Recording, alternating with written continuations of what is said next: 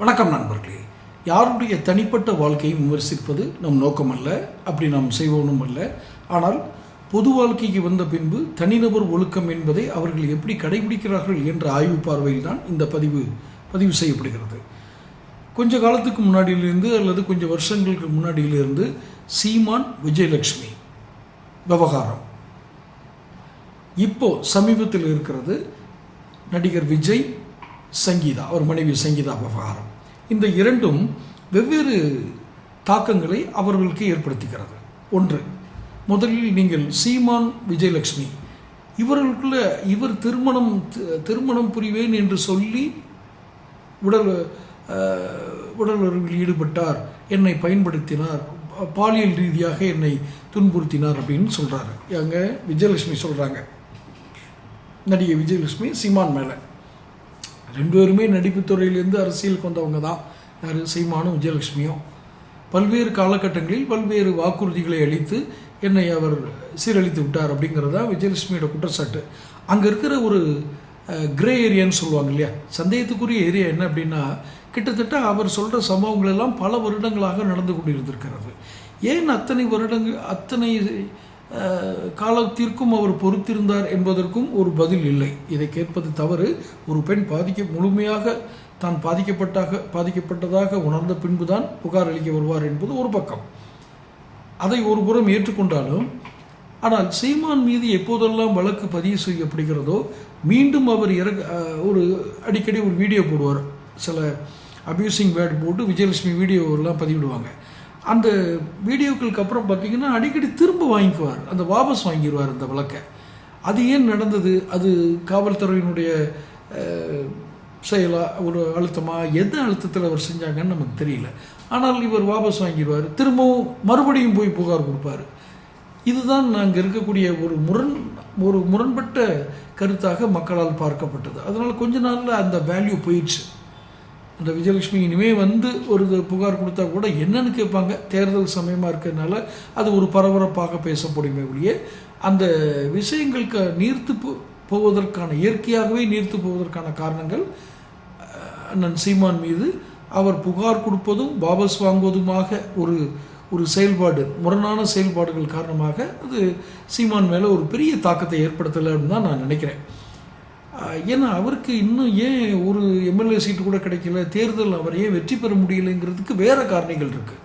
இந்த சீமான் விஜயலட்சுமிங்கிறது ஒரு சின்ன அதிர்வலைகளை ஏற்படுத்தியது. ஆனால் அவர் எப்போதும் போல பேசி அதை அலட்சியப்படுத்துவதன் மூலமாகவே தன்னுடைய நிலைப்பாட்டை அவர் தெரிவித்து விட்டார். யார்? சீமான். இப்போ அடுத்ததாக இந்த விஜய் சங்கீதா இவங்களுடைய திருமண முறிவு. ஏன்னா அங்கே சீமான் விஜயலட்சுமியை திருமணம் செய்து கொண்டதாக ஆசை காட்டி செய்த ஒரு துரோகமாகத்தான் அது பார்க்கப்படுகிறது. இங்கே அப்படி இல்லை. விஜய் திருமணம் புரிந்து கொண்டார். ஆனால் அவர் திருமணம் முடிந்து ஒரு 25 வருஷத்துக்கு மேலே ஆகுது வச்சுக்கோங்களேன். ஒரு தோராயமாக சொல்கிறேன், 30 கூட இருக்கலாம். இந்த 25 வருட காலங்களில் சங்கீதா அவர்கள் குற்றம் சாட்டுவது 5 வருட காலம். அவருடைய தனிப்பட்ட பிரச்சனை, அவர் எத்தனை மனைவிகள் என்ன வேணாலும் அவங்க கணவன் மனைவிக்குள்ளே பேசிட்டு போகிறாங்க அப்படிங்கிறதுக்குள்ளெல்லாம் நான் போகலை. இது பொதுவெளியில் இருக்கும் விஷயத்தை மட்டும் நான் கூறுகிறேன். கடந்த 5 வருடங்களாக அப்படின்னு தான் சொல்கிறாங்க, 2021லேருந்து. ஸோ இங்கே சங்கீதா சொல்கிற விஷயமும் ஒரே ஒரு ஸ்டேட்மெண்ட் தான். நான் நிறைய வாய்ப்புகள் கொடுத்தேன், ஒரு குறிப்பிட்ட நடிகையோடு தொடர்பில் இருக்கிறீர்கள், எனக்கு தெரியும், நீங்கள் அந்த தொடர்பிலிருந்து வெளியே வாருங்கள் என்று நிறைய வாய்ப்புகள் கொடுத்தேன். அந்த வாய்ப்புகளை அவர் மறுத்ததும் இல்லாமல் பொருளாதார ரீதியாக என்னை துன்புறுத்தினார். அப்படின்னா என்ன? செலவு காசு கொடுக்க மாட்டேன்னு அர்த்தம். ஸோ இது திருமணத்துக்கு முன்பு ஆசை காட்டி அனுபவித்து விட்டு அவரை கைவிட்டதுக்கும் திருமணம் புரிந்த பிறகு பொருளாதார ரீதியாக மன ரீதியாக துன்புறுத்தப்படுவது என்பதும் ஒரு பெரிய வித்தியாசங்கள் இருக்கிற மாதிரி எனக்கு தெரியல. அதாவது ஒப்பீட்டு அளவில் நான் சொல்கிறேன். இன்னும் அது வழக்கு நீதிமன்றத்தில் இருப்பதால் அதை குறித்து நான் விரிவாக பேச முடியாது. பொதுவெளியில் கிடைக்கும் தகவலை வைத்து மட்டும்தான் நான் பேசுகிறோம்.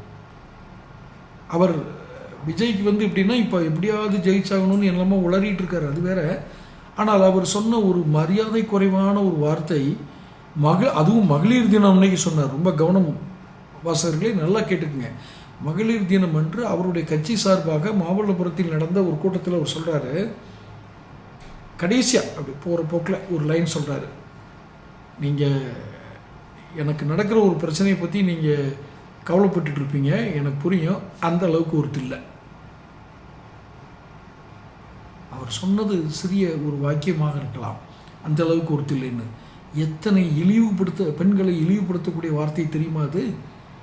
ஒரு வழக்கு நீதிமன்றத்தில் இருக்கும்போது அவர் பேசலாம் என்றால் பொதுவெளிக்கு வந்து என் வரி பணத்தை எடுத்து நான் உனக்கு செலவு செய்து நன்மைகள் செய்வேன் என்று சொல்லுவவரை பேசுவதற்கு எனக்கு தகுதி இருக்கிறது. இவ்வளோதான். இதை நல்லா புரிஞ்சுக்குங்க. விஜய் சங்கீதா மேட்டர் ஏன் பேசுகிறேன்னா, நான் செலுத்துகிற வரி பணத்தை, வரி வருவாயை எடுத்து நான் உங்களுக்கு நலத்திட்டங்கள் செய்வேன், தாய்மாமஞ்சிக்கு கொடுப்பேன், அதை கொடுப்பேன், இதை கொடுப்பேன்னு சொன்னார்ல, அது நலத்திட்டமோ என்ன உதவி திட்டமோ அதெல்லாம் வேறு விஷயம். இன்வெஸ்ட்மெண்ட்டு என்ன ஒரு பொருளாதார அறிவுலாம் பேசுகிறார், அதுக்குள்ளெல்லாம் போகலை.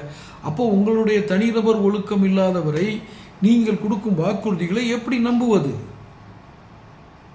இப்போ நீங்கள் கம்பேர் பண்ணிட்டீங்க சார், நீங்கள் வாட்டுக்கு சீமான், விஜயலட்சுமி, விஜய் சங்கீதான் கம்பேர் பண்ணிட்டீங்க. இப்போ இறுதியாக உங்களுடைய கருத்தை நீங்கள் என்ன சொல்ல வரீங்க அப்படின்னு ஒரு கேள்வி வரும் இல்லையா? அப்போது நான் சொன்ன முதல்ல சீமான், விஜயலட்சுமி அந்த விவகாரத்தில் அவர்கள் திருமணம் புரியவில்லை, ஆனால் அவர்கள் ஒரு தனிப்பட்ட உறவில் இருந்திருக்கிறார்கள் என்பது இருவருமே ஒப்புக்கொண்ட விஷயம். விஜயலட்சுமி மட்டும் சொல்லலை. விருகம்பாக்கம் காவல் நிலையத்தில் சீமான் வந்து போய் நேரடியாக அந்த விசாரணைக்கு ஆஜராகும் போது அவர் சொன்னதாக அவரே வெளியில் வந்து சொன்னது. ஆமாம், கேட்டாங்க, நான் என்ன குச்சி வச்சு மறைச்சி சடங்கான பொண்ணையாக தூக்கிட்டு வந்தேன், அவள் விபச்சாரி தானே அப்படின்னு. விபச்சாரி தானேங்கிற வார்த்தையை நேரடியாக பயன்படுத்தாட்டியும் அந்த வார்த்தை பொருள்படும்படியா, ஆமாம் அவர் பாலியல் தொழிலாளி அப்படின்னாப்புல. அப்படி இருந்தாலும் நீங்கள் எப்படி நடந்திருக்கலாமான்னு ஒரு கேள்வி. அங்கே அவருடைய பேசிய வார்த்தைகள் எல்லாம் இந்த ஒருத்தர் இல்லை அப்படின்னு விஜய் சொன்னார்ல, அதுக்கு ஈக்குவல் தான். ஆக ஒரு பெண்ணை நோக்கத்தோடு தான் அவர் ஏமாற்றி இருக்கிறார். அந்த பெண் தன் வாழ்க்கையை இழந்திருக்கிறார். அதனால் சீமான் மீது அது ஒரு பெரிய கரையாகவே இருக்கிறது. அவர் புகாரை தாமதமாக அளித்தார், மாற்றி முரண்பட்டு அதை புகார் கொடுக்கிறது வாபசமாக இருந்தார் என்பதை தவிர விஜயலட்சுமி ஒரு பரிதாபத்துக்குரிய பெண் தான். ஒரு பெண்ணை பரிதாபத்துக்குரிய நிலையில் கொண்டு தள்ளுவது ஒரு ஆணின் தன்மை அல்ல. அந்த விஷயத்தில் சீமானுடைய கண்ணியம், நம்பகத்தன்மை குறைந்திருக்கிறது. விஜய்க்கு அந்த ஆபத்து ஆரம்ப நிலையில் இருக்கிறது.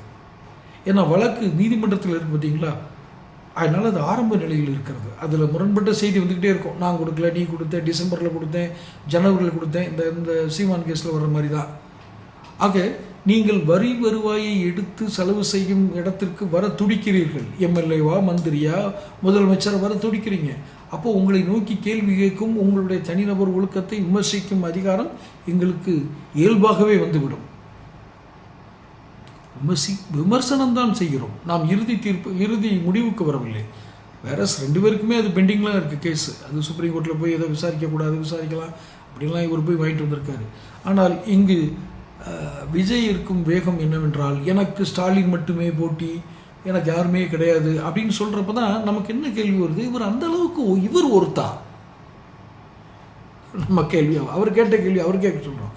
அந்த அளவுக்கு நீங்கள் ஒருத்தா? நீங்களே ஒருத்த மாதிரி தெரியலையே. உங்களுடைய தனிநபர் ஒழுக்கம்லாம் குறைவுன்னா அப்போ உங்களுடைய தரம் எப்படி? உங்கள் தரமே சரியில்லையே. அப்போ உங்களுடைய தனிநபர் ஒழுக்கம் கேள்விக்குறியாகி இருக்கிறது. உறுதிப்படுத்தப்படவில்லை என்பது வேறு விஷயம், ஆனால் கேள்விக்குறியாகிவிட்டது. கேள்விக்குறியான உங்கள் தனிநபர் ஒழுக்கத்தோடு வரும் நீங்கள் ஒருத்தா? ஆக சீமான், விஜயலட்சுமி அண்ட் விஜய் சங்கீதா, இதை பேசி முடிச்சுட்டேன். நீங்களே உங்களுடைய கருத்துக்களை சொல்லுங்கள். நாகரிகமான மொழிகளில் உங்களுடைய கருத்துக்களை இதில் வெளியிடுங்க. அடுத்த பதிவில் சந்திப்போம். சேனல் சப்ஸ்கிரைப் பண்ணிக்கோங்க.